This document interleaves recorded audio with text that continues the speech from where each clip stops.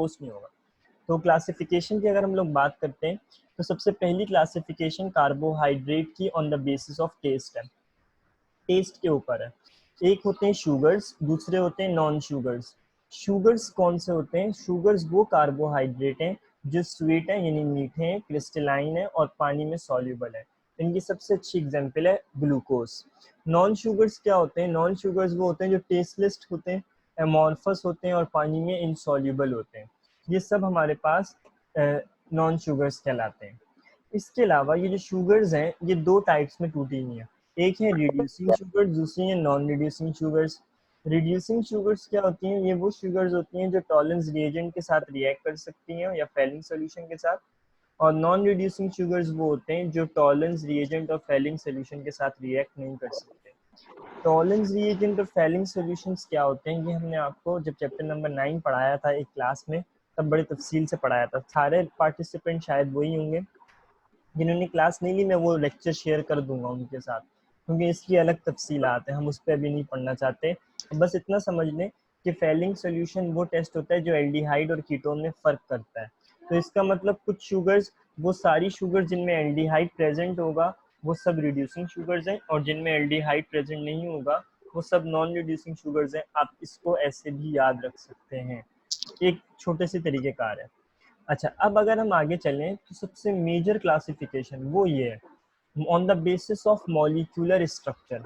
याद रखें हमारे पास कार्बोहाइड्रेट को क्लासिफाई किया गया है मॉलिक्यूलर स्ट्रक्चर की बेस के ऊपर। मॉलिक्यूलर स्ट्रक्चर कैसे होता है इसको ज़रा समझते हैं। हमारे पास देखिए मॉलिक्यूलर स्ट्रक्चर की एग्जांपल क्या है। मैं कार्बन को ब्लैक से बना रहा हूँ, ठीक है, तो ये भी विजुअलाइजेशन आपकी करूँगा तो आपको और बातें खुद अच्छे से समझ में आ जाएंगी।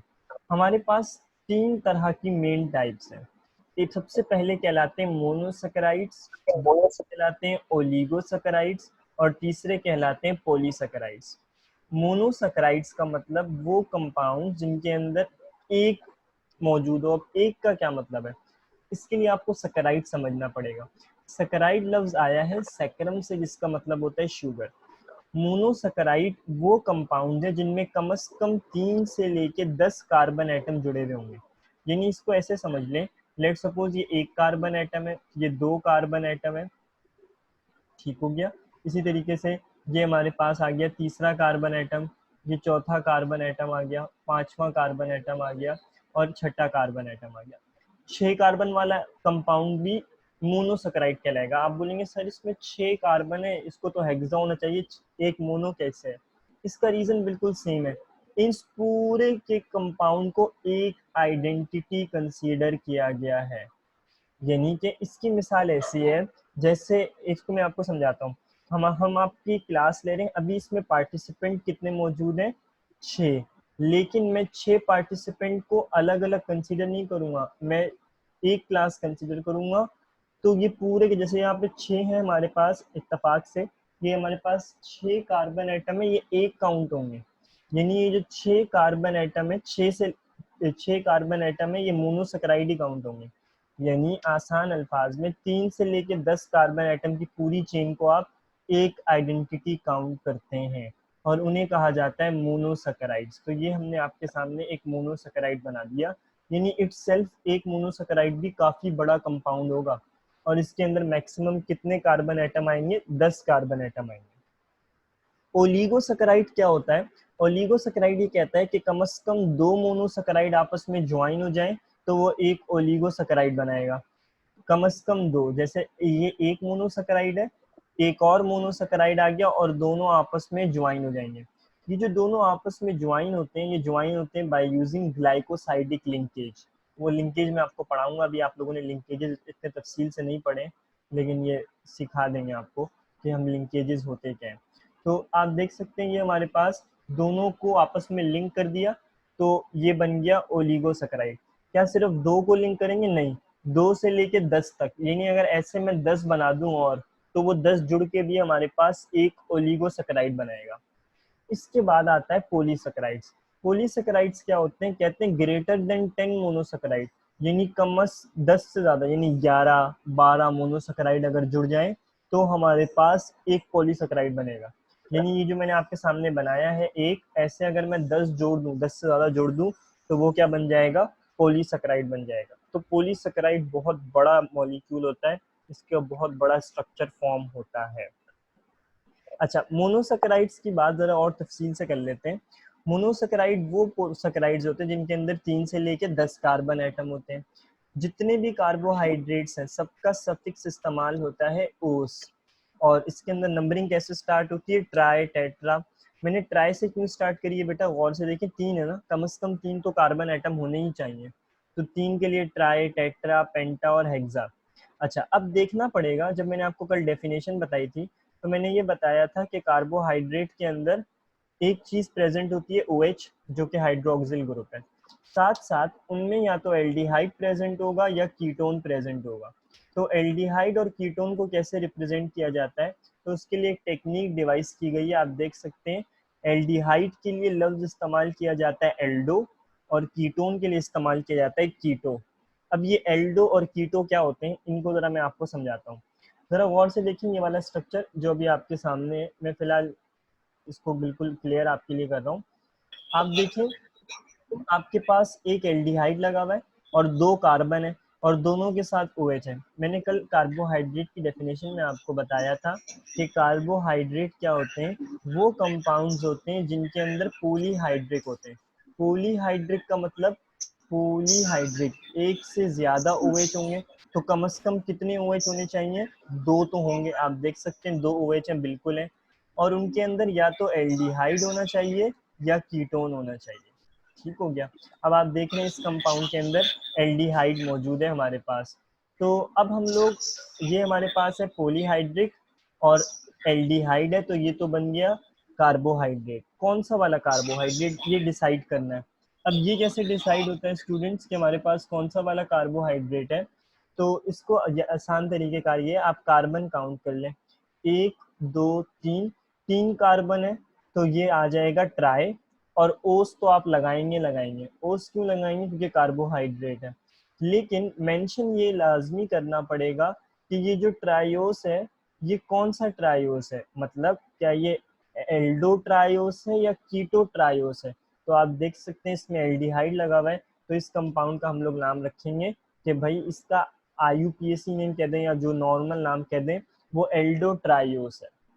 अच्छा, अब आते हैं ग्लूकोज के स्ट्रक्चर की तरफ। अब मैं आगे आपको सारी तफसीलात ग्लूकोज की समझाऊंगा। तो ग्लूकोज की तफसीलात ज़रा देखें, ये मेरे पास आप देख सकते हैं एक कंपाउंड बना हुआ है। ग्लूकोज का फॉर्मूला तो आप लोगों ने बचपन से याद किया हुआ होगा, वो हम लिख भी देते हैं यहाँ पे। ग्लूकोज का फॉर्मूला है C6H12O6। ठीक हो गया। अब जरा गौर से देखें मेरा बेटा, हमारे पास ग्लूकोज के कितने एटम्स मौजूद हैं, कार्बन एटम्स ग्लूकोज के अंदर होते हैं 6। आप देख सकते हैं 4 कार्बन लगे हुए, इधर 5वां कार्बन ये रहा और 6ठा कार्बन ये रहा। 6 कार्बन वाला कंपाउंड है, पॉलीहाइड्रिक भी है। आप देख रहे हैं 5 OH लगे हुए इसके अंदर, तो ये हमारे पास पॉलीहाइड्रिक भी हो गया। पॉलीहाइड्रिक हमारे पास आ गया एल्डिहाइड। एल्डिहाइड का मतलब क्या होगा मेरा बेटा, एल्डो। तो एल्डो आ गया, हेग्स लगा दिया क्योंकि 6 कार्बन है, और ओस लगा दिया क्योंकि ये हमारे पास कार्बोहाइड्रेट है। अब क्या होगा मेरे बेटा, हमारे पास अब आगे जरा चलेंगे तो बात आपको और अच्छे से क्लियर हो जाएगी। ये जो ग्लूकोज है ना, ये एक्चुअल में एल्डोहेक्सोस होता है, और इसका फॉर्मूला C6H12O6 होता है। फ्रक्टोज का फॉर्मूला भी सेम होता है, C6H12O6। लेकिन फ्रक्टोज के अंदर होता है कीटोन। तो ग्लूकोज और फ्रक्टोज में एक बुनियादी फर्क ये है कि कार्बन तो 6 है तो हेक्स होगा, और दोनों में OH लगे हुए और कीटोन मौजूद है। भले कीटोन हो भले एल्डिहाइड हो, होगा तो कार्बोहाइड्रेट ही। तो ओज आ गया। हेक्सोस तो हो गया, लेकिन कौन सा हेक्सोस है, कीटो हेक्सोस है। तो कीटो हेक्सोस को हम लोग फ्रक्टोज कहते हैं, और एल्डो हेक्सोस को ग्लूकोज कहते हैं। क्या एक एल्डो हेक्सोस दुनिया में पाया जाता है, नहीं मेरे बेटा, बहुत सारे एल्डो हेक्सोस हैं। हम यहाँ सिर्फ आपको बुनियादी नॉलेज दे रहे हैं, for the sake of time हम आपको बता रहे हैं कि एल्डो हेक्सोस ग्लूकोज है। क्या सारे एल्डो हेक्सोस ग्लूकोज होंगे, नहीं होंगे। कॉन्फ़िगरेशन चेंज होती रहती है। ये बड़ा मुश्किल लफ्ज है, कॉन्फ़िगरेशन का क्या मतलब है। तो अब जरा बात करते हैं कॉन्फ़िगरेशंस के ऊपर। देखिए, हमारे पास मुख्तलिफ टाइप की कॉन्फ़िगरेशंस दुनिया में मौजूद है। उनमें से एक चीज होती है जिसे हम कहते हैं डेक्स्ट्रो रोटेटरी और लीवो रोटेटरी कंपाउंड। ये डेक्स्ट्रो रोटेटरी और लीवो रोटेटरी कंपाउंड्स होते क्या हैं, इसके लिए आपको एक कॉन्सेप्ट समझना पड़ेगा, और वो कॉन्सेप्ट है हमारे पास पोलैरीमीटर का। लेकिन मैं अभी सोच रहा हूँ आपको पोलैरीमीटर से पहले डी शुगर्स और एल शुगर्स का कॉन्सेप्ट सिखा दूं, क्योंकि पहले आप डी और एल की कॉन्फ़िगरेशन सीख जाएंगे तो फिर आपको ये पोलैरीमीटर मुझे सिखाना थोड़ा सा आसान हो जाएगा। अच्छा, ज़रा गौर से देखें, ये डी और एल की जो मैं बात कर रहा हूँ ये होते क्या हैं। तो यहाँ पे आ गया कॉन्फ़िगरेशन की मैंने बात करी थी, तो यहाँ पे हम आपको बता रहे हैं दो टाइप की कॉन्फ़िगरेशंस होती हैं, एक होती हैं डी कॉन्फ़िगरेशंस और एक होती हैं एल कॉन्फ़िगरेशंस। तो एक कहलाते हैं डी शुगर्स और दूसरे कहलाते हैं एल शुगर्स। क्योंकि डी शुगर्स और एल शुगर्स एक्चुअल में होते क्या है, तो इसको ज़रा गौर से देखें। ये मैंने आपके सामने एक स्ट्रक्चर बनाया ग्लूकोज का, ये वही स्ट्रक्चर है, बस मैंने इसको एक्सपेंड कर दिया। तो आप देखिए CHO, फिर COH, फिर C, फिर C, फिर C और फिर एक और C। तो टोटल ये वही ग्लूकोज का स्ट्रक्चर है। मैं अगर आपके आसानी के लिए वो स्ट्रक्चर भी कॉपी करके ले आता हूँ जो मैंने अभी आपको पढ़ाया था। फर्क ये था कि ये जो मैंने आपको स्ट्रक्चर पढ़ाया था ये बड़ा कंडेंस था। इस कंडेंस स्ट्रक्चर को मैंने ओपन किया है ताकि मैं इसकी कॉन्फ़िगरेशन को एनालाइज कर सकूं और हमारे लिए समझने में आसान हो जाए।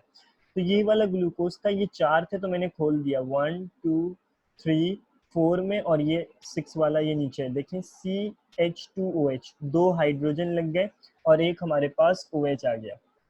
अच्छा, अब मेरे बेटा ज़रा गौर से देखें, हमारे पास कायरल सेंटर को देखें। अब कायरल सेंटर क्या होता है? कायरल सेंटर वो कार्बन का सेंटर होता है जिसके अराउंड हमारे पास डिफरेंट डिफरेंट एटम्स लगे होते हैं। तो आप देखें, इस कार्बन के साथ कार्बन है, इधर हाइड्रोजन है, इधर OH है और इधर कार्बन है। एक कार्बन के साथ 4 डिफरेंट डिफरेंट एटम्स अगर हमारे पास ज्वाइन हो जाए तो वो कहलाता है कायरल सेंटर। अब कायरल सेंटर हमेशा हम लोग सेकंड लास्ट वाले को लेते हैं या 5वें वाले को। आप जरा गौर से देखें, 5वीं कार्बन पे OH लगा हुआ है राइट साइड पे, तो ये कॉन्फ़िगरेशन कहलाएगी डी। और अगर मैं इस OH को उठा के ले जाऊं लेफ्ट साइड पे, यानी यहाँ पे ले जाऊं, तो ये कॉन्फ़िगरेशन कहलाएगी एल कॉन्फ़िगरेशन। एक बन गया हमारे पास डी कॉन्फ़िगरेशन, दूसरा बन गया एल कॉन्फ़िगरेशन। ये जो हमारे पास कॉन्फ़िगरेशंस हैं ये एक दूसरे की मिरर इमेजेस कहलाती हैं। मतलब आप मिरर में देखते हैं ना, एक चीज़ आपके पास रिवर्स होकर नज़र आती है, तो ये भी इसी तरह है, लेकिन इसमें सिर्फ कायरल सेंटर रिवर्स होता है, बाकी आप देखें पूरा स्ट्रक्चर सेम है। ऐसे सारे ग्लूकोज जिनके कायरल सेंटर पे OH hydroxyl group right side पे अटैच हो जाए वो कहलाते हैं डी कॉन्फ़िगरेशंस, और ऐसे सारे हमारे पास जो लेफ्ट साइड पे जुड़ जाए OH वो कहलाते हैं एल कॉन्फ़िगरेशंस। यहाँ तक अगर किसी को कोई चीज़ नहीं समझ में आई तो वो पूछ सकता है। अच्छा, अब स्टार्ट करते हैं पोलैरीमीटर की बात। पोलैरीमीटर क्या होता है? ये हमारे पास एक ऐसा इंस्ट्रूमेंट है जो हमारे पास रोटेशंस को कैलकुलेट करने में हेल्प करता है। रोटेशन क्या होता है? पोलैरीमीटर में से एक लाइट निकलती है जिसको प्लेन पोलराइज लाइट कहा जाता है। वो एक खास क्रिस्टल में से घूमती है और फिर क्रिस्टल से निकल के वो लाइट सैंपल पे जाती है। ये सैंपल क्या है? एक समझना, एक टेस्ट ट्यूब है, उसके अंदर मैंने ग्लूकोज को डाल दिया। अब होगा क्या मेरा बेटा, जैसे ही इसके अंदर से ये लाइट गुजरेगी तो ये सैंपल ऑप्टिकल रोटेशन प्रोवाइड करेगा। ऑप्टिकल रोटेशन का मतलब क्या होता है? ये लाइट जो है वो रोटेट हो जाती है। आप देखेंगे हमने लाइट को 2 डायरेक्शन में रोटेट करवाया हुआ है। पोलैरीमीटर प्रिंटर जैसा होता है, छोटा सा इंस्ट्रूमेंट होता है, उसके अंदर आप सैंपल को डालते हैं, उसमें से लाइट आती है। वो जो लाइट होती है उसे प्लेन पोलराइज लाइट कहा जाता है। पोलराइज लाइट आप समझ रहे हैं, पोलराइज लाइट जिसमें प्लस माइनस जनरेट हो जाता है। ये बड़ी अजीब सी बात है, लेकिन हकीकत ऐसी है कि हमारे पास ये खास किस्म की लाइट है जिसके अंदर पोलैरिटी जनरेट हुई होती है, और ये जो पोलैरिटी है ये सैंपल से गुजरती है और ये बता देता है कि सैंपल की ऑप्टिकल रोटेशन क्या है। लेट सपोज अगर लाइट जो है प्लेन पोलराइज लाइट वो राइट साइड पे चली जाए तो वो कंपाउंड कहलाते हैं डेक्स्ट्रो रोटेटरी कंपाउंड्स, और अगर लेफ्ट साइड पे चली जाए वो लाइट तो वो कंपाउंड कहलाते हैं levo rotatory compound. Dextro rotatory और लीवो रोटेटरी ये हमारे पास दोनों लफ्ज निकले। एक लफ्ज निकला डेक्स्ट्रॉस से जिसका मतलब होता है राइट, और दूसरे का मतलब होता है मेरा बेटा लीवोस, लेवुलोस से निकला है। लेवुलोस का मतलब होता है लेफ्ट, तो वो बन गया levo rotatory. Levo rotatory left rotatory compound, dextro rotatory यानी राइट रोटेटरी कंपाउंड्स। अब राइट के लिए हमारे यहाँ प्लस का ही साइन इस्तेमाल होता है, तो इसलिए डेक्स्ट्रो रोटेटरी कंपाउंड को प्लस से शो किया जाता है, लेकिन आप देखें प्लस कैसा बना है, ब्रैकेट के अंदर प्लस बनाया हुआ है, और लीवर रोटेटरी कंपाउंड को माइनस के साथ शो किया जाता है। तो ये हमारे पास कार्बोहाइड्रेट की प्रॉपर्टी है कि कुछ कार्बोहाइड्रेट दुनिया में लीवर रोटेटरी होते हैं और कुछ डेक्स्ट्रो रोटेटरी होते हैं। अच्छा, लीवर रोटेटरी और डेक्स्ट्रो रोटेटरी को कैसे शो कर रहा हूँ मैं, प्लस माइनस से, और वो जो कॉन्फ़िगरेशंस थी डी और एल, उनको मैं कैपिटल डी और कैपिटल एल से शो करता हूँ, ये बात याद रखिएगा। अच्छा, ग्लूकोज का नाम कैसे लिखा जाता है वो मैं आपको दिखाता हूँ, फिर आपको और एक दो चीज़ें सिखानी है, वापस आता हूँ मैं पोलैरीमीटर के ऊपर, लेकिन मैं आपको ग्लूकोज के बारे में कुछ दिखाता हूँ। ये देखिए, येलो कलर से मैंने हाईलाइट किया हुआ है, बल्कि मैं इसका कलर चेंज कर देता हूँ, रेड कलर से हाईलाइट कर देता हूँ। आपको नजर आ रहा होगा कुछ लिखा हुआ है, अल्फा लिखा हुआ है, स्पेलिंग गलत है ये।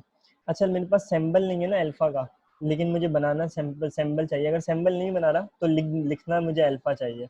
देखिए मेरे बेटा, मैं क्या कर रहा हूँ, मैं लिख रहा हूँ अल्फा डी ग्लूकोज। अब आपको कुछ मतलब समझ में आ रहे होंगे शायद, प्लस से मतलब समझ में आ रहा होगा, ये जो भी ग्लूकोज है ये डेक्स्ट्रो रोटेटरी वाला कंपाउंड है। डी का मतलब हो गया इसकी कॉन्फ़िगरेशन डी है। अब बच गया एक अल्फा चीज, ये अल्फा क्या भला है, ये भी हम आपको सिखाएंगे। और ग्लूकोज को पढ़ के आपको पता चल गया ये एल्डोहेक्सोस है, यानी ये ऐसा कंपाउंड है जिसके अंदर 6 कार्बन लगे हुए और OSE यानी के कार्बोहाइड्रेट मौजूद है। अब होता क्या है मेरा बेटा, हमारे पास डी और एल का एक कॉन्सेप्ट है, लेकिन उस डी और एल के कॉन्सेप्ट से पहले मैं आपको पढ़ाऊंगा म्यूटा रोटेशन। अच्छा, म्यूटा रोटेशन क्या होता है, जो बायो वाले उन्होंने एक लफ्ज पढ़ा होगा म्यूटेशन का, जिसमें हमारे पास चेंजेस होती हैं चीज़ों एक मतलब इसको क्या, म्यूटेशन को डिफरेंट तरीके से समझाया जा सकता है। इसका आसान तरीका तो ये है कि उनके RNAs और DNAs मॉडल के अंदर कुछ चेंजेस आ रही होती हैं, किसी भी चीज़ के अंदर तब्दीली आए उसे हम म्यूटेशंस कहते हैं। म्यूटा रोटेशन भी समझ लें, वहीं से वर्ड निकला है, जिसके अंदर हम कंपाउंड को रोटेट करवा देते हैं। अच्छा, कंपाउंड को रोटेट कैसे कराते हैं, असल में ये एक प्रोसेस है जिसमें इंटर कन्वर्जन ऑफ कंपाउंड्स होता है। ये आपके सामने एक स्ट्रक्चर नज़र आ रहा होगा, लेकिन ये मैं स्ट्रक्चर आपको दोबारा से बना के दिखाऊंगा, क्योंकि अभी आपको विजुलाइज कराना है मुझे पूरा स्ट्रक्चर। ये वही वाला ग्लूकोज है जो ऊपर बना हुआ है, तो मैं पहले ये वाला ग्लूकोज कहीं कॉपी कर लेता हूँ और आपको दिखाता हूँ कि ये एक्चुअल प्रैक्टिस में हुआ क्या है, हमारे पास कौन सा प्रोसेस एक्चुअल में फॉलो हुआ है। तो बना के पहले दिखाना पड़ेगा आप लोगों को, तभी क्लियर होगा कि ये हुआ क्या है स्ट्रक्चर के साथ। यहाँ देखते हैं, यहाँ बना के आपको दिखाते हैं। तो भाई सबसे पहली बात वो ये बात कि हमारे पास ये हमने एक कंपाउंड लिया था, ये ग्लूकोज था, नॉर्मल ग्लूकोज जैसा कि हमारे पास होता है, ठीक है। और यहाँ पे हमारे पास इसके साथ लगा हुआ है ऑक्सीजन, ठीक है, ग्लूकोज के साथ। और यहाँ पे हमारे साथ इसके पास लगा हुआ था हाइड्रोजन भी लगा हुआ था। बाकी सारी चीज़ें मैं फ़िलहाल रिमूव कर रहा हूँ, जो एक्स्ट्रा चीज़ें लगी हुई हैं वो दोबारा लग जाएंगी, मसला नहीं है। पहले तो इसको इसकी असल हालत में बहाल करते हैं। तो बना रहा हूँ मैं, ये देखें ये ग्लूकोज है, कैसे पता चल रहा है, ऊपर मैंने एल्डिहाइड बना दिया, ये आप देख सकते हैं, CHO आ गया, ये हमारे पास आ गया एल्डिहाइड, ठीक हो गया। अब क्या होगा मेरे बेटा, हमारे पास 1 2 3 4, ये पांचवा कार्बन है और पांचवें कार्बन पे OH लगा हुआ है। नाम देख के पता चल गया इसकी कॉन्फ़िगरेशन डी कॉन्फ़िगरेशन है, और नीचे वाला हमारे पास छठा OH है। अब होता क्या है, हमारे पास ये जो पांचवा कार्बन है जिसको हम कैरल सेंटर कहते हैं, इसमें एक बड़ी चेंजेस आती है, ये जाता है थोड़ी सी चेंजेस की तरफ। इसको मैं जरा हाइड्रोजन को साइड पे कर रहा हूँ, ठीक है। अब जरा गौर से देखें, ये जो आपके पास ऑक्सीजन है, ये ऑक्सीजन आपके पास बॉन्ड बनाती है इस वाले कार्बन के साथ। ये OH हमारे पास लेट सपोज चला गया इस जगह पे, और ये हाइड्रोजन हमारे पास आ गया इधर। अब ये जो ऑक्सीजन है इसने क्या किया, इसने इन दोनों को आपस में एक दूसरे के साथ ज्वाइन कर दिया, यानी कार्बन नंबर 1 हमारे पास ज्वाइन हो गया कार्बन नंबर 5 के साथ। लेकिन वो ज्वाइन कैसे हो रहा है, with the help of this oxygen.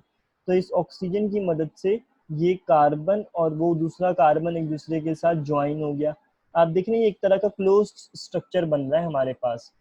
ये कार्बन और हाइड्रोजन के अंदर और इस कार्बन और OH के अंदर एक बॉन्ड फॉर्म हो गई। गौर से देखें, जब इससे पहले जब यहाँ पे ये OH मौजूद था तो हमने बता दिया था कि भाई ये डी कार्बन है, डी ग्लूकोस है। मैं इमेजिन कर रहा हूँ कि मैंने इसको पोलैरीमीटर में गुजारा तो ये प्लस आ गया। अब बात करते हैं अल्फा और बीटा की। आप देखिए कार्बन नंबर 1 को, अब जरा कार्बन नंबर 1 को गौर से देखें। 1 और 5 के अंदर से सारे रिलेशन निकल के आते हैं, याद रखिएगा दोनों ऑड नंबर है 1 और 5। 1 के साथ OH लगा हुआ है। ये जो OH लगा हुआ है ये किस साइड पे लगा हुआ है? राइट हैंड साइड पे। तो ये कंपाउंड कहलाएगा अल्फा। तो जब भी हम लोग क्लोज चेन स्ट्रक्चर बनाते हैं ग्लूकोज का और उसके पहले कार्बन पे OH राइट हैंड साइड पे होता है तो वो कहलाता है अल्फा ग्लूकोज। यही चीज अगर हमारे पास चली जाए बीटा के पास, यानी कि अगर यही वाली सेम कॉन्फ़िगरेशन हमारे पास रिवर्स हो जाए, आप देख सकते हैं अगर मैं इसको यहाँ पे थोड़ा सा फोकस करूँ तो आपको बात और अच्छे समझ में आ जाएगी। आप देखिए ये OH लगा हुआ है राइट साइड पे तो ये अल्फा कार्बन है, और यही OH अगर आपके पास आ जाए लेफ्ट साइड पे तो ये हमारे पास बन जाएगा बीटा कार्बन। यानी अल्फा और बीटा में हमारे पास सिर्फ यही डिफरेंस रह जाएगा कि हमारे पास एक तरफ OH हो जाएगा और दूसरे के दूसरी साइड पे OH आ जाएगा। तो ये OH डिसाइड करता है, कब डिसाइड करेगा? जब आप क्लोज चेन स्ट्रक्चर बनाएंगे कि कौन सा कंपाउंड अल्फा है और कौन सा कंपाउंड बीटा है। ये जो इंटर कन्वर्जन है एक ओपन चेन स्ट्रक्चर से क्लोज चेन स्ट्रक्चर की, ये कहलाती है म्यूटा रोटेशन, और ये भी आइसोमर्स होते हैं। आप देखें कार्बन नंबर वन एक के राइट हैंड साइड पे OH है, एक के लेफ्ट हैंड साइड पे। फॉर्मूला तो दोनों का सेम ही है, तो ये भी हमारे पास एक टाइप की आइसोमेरिज्म कंसीडर की जाती है। यहाँ तक हमारे पास बेसिक कार्बोहाइड्रेट का स्ट्रक्चर का जो टॉपिक है वो हमने आपको पढ़ा दिया है।